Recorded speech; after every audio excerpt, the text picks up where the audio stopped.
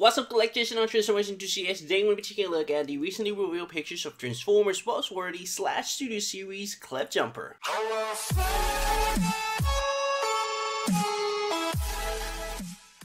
So the Buzzworthy line, this line honestly should be called the spoiler alert line because it has happened so many times now. Like, we have seen Bumblebees being revealed on this line first, and then they make an appearance on the Studio Series line, and I got no problems because, you know, this is the Buzzworthy line, is the Bumblebee line. So when they do that with Bumblebee, honestly, I got no problems whatsoever. But when they do this with other figures, it's kind of, I don't know, man, it kind of spoils the whole thing. Like, we already know that two of these are gonna be copy paste for the next wave, and I am not excited at all. Honestly, I'm kind of 50-50. Don't get me wrong, they do look good, but I hate when they do these copy and paste figures. And the thing is, I completely understand Cliffjumper. I mean, he's a fantastic figure, really accurate to his particular representation. The only thing you need to do is just to put a really nice painted distribution, a little bit more accurate to the 1986 movie representation, and that's pretty much it. You call it a day. But I don't know why they're re-releasing Cup, because Cup is already part of the Studio Series 86 line, and this is, oh my god, man, it gets me so pissed. Like, I understand when they did the same thing with, you know, Scorch, and then they make the sweeps. Like, it's completely understandable. Like, you know, there's Clone and all that. I get it.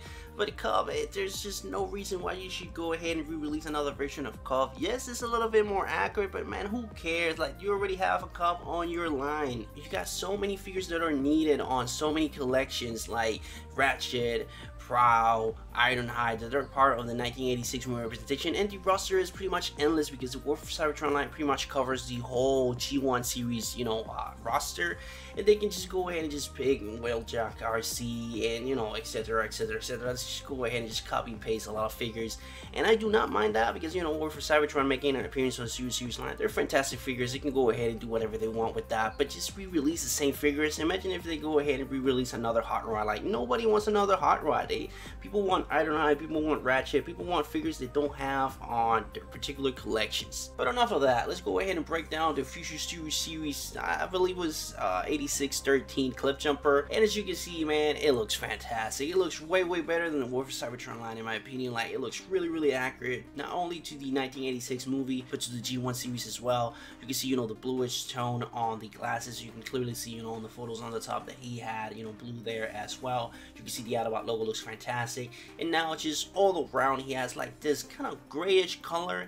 This is also accurate to the 1986 movie as well as the G1 representation, so I like that a lot, and that is kind of the main attraction for me. And it kind of gives a little bit more depth to the overall figure because, you know, the OG was just black all over the place, and it didn't do any justice to the sculpted in detail, and now you can appreciate a little bit more of that awesome sculpted in detail now that it has a new fresh paint distribution. And speaking of fresh paint distribution, not only he gets an upgrade, but the weapon itself as well gets, you know, a little bit more accurate to the 1986 movie, again, as well as the G1 representation. Pretty much this guy is just 100% accurate. You can see the bluish tone color there, and on the left you can clearly see, you know, the actual blaster itself next to Hound and all that. So I just, man, I'm kind of 50-50. I was so satisfied with my Cliffjumper, and then they revealed this one. I was like, man, now I see my Cliffjumper out and be like, I don't know about you, but I don't think you're gonna stay in my collection for too long now that this guy is gonna be available. And you know me, I'm a junkie for movie accuracy as well as pretty much all things accurate. If this guy is more accurate than the one I have, then just the one I have is gonna be replaced with this one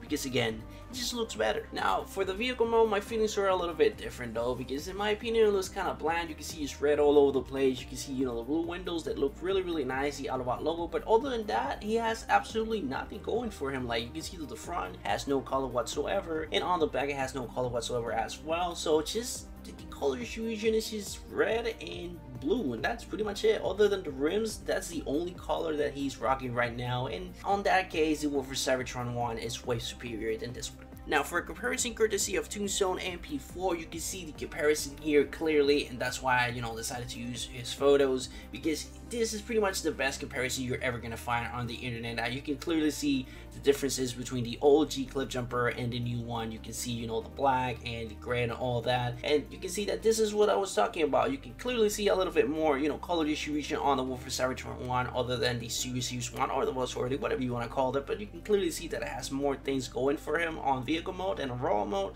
So that's why I think that the vehicle mode of the War for Cybertron is a little bit more better than the new one. And in terms of the raw mode, well, gold, you can see that it just completely blows it out of the water, the Studio Series, because you can see a little bit more color distribution. You can see the gray, you can see the black, you can see the blue, you can see the red, and just it looks a little bit more accurate to the G1 representation as well as the 1986 movie. So it's just overall, it's way better than the War for Cybertron. Now for my final thoughts, I'm gonna go ahead and get this guy ASAP because it just looks way better, and I'm just a sucker for accuracy, so I'm gonna go ahead and get this guy. And it's a little bit scarier because they're gonna go ahead and continue doing this, but best believe they're gonna go ahead and do Ironhide, Ratchet, Prowl, maybe Bumblebee, Jazz. Maybe they're gonna go ahead and re-release Jazz, even though he's still a Studio Series 86 line, just like Up. I don't know, man. They're gonna go ahead and just copy and paste a lot of figures from the War for Cybertron line into the Studio Series, so I don't know, man. I don't know how to feel about this, because if they do that, they're gonna look, way better, and I'm just gonna go ahead and double dip, especially on Ironhide and Ratchet, because I believe that they,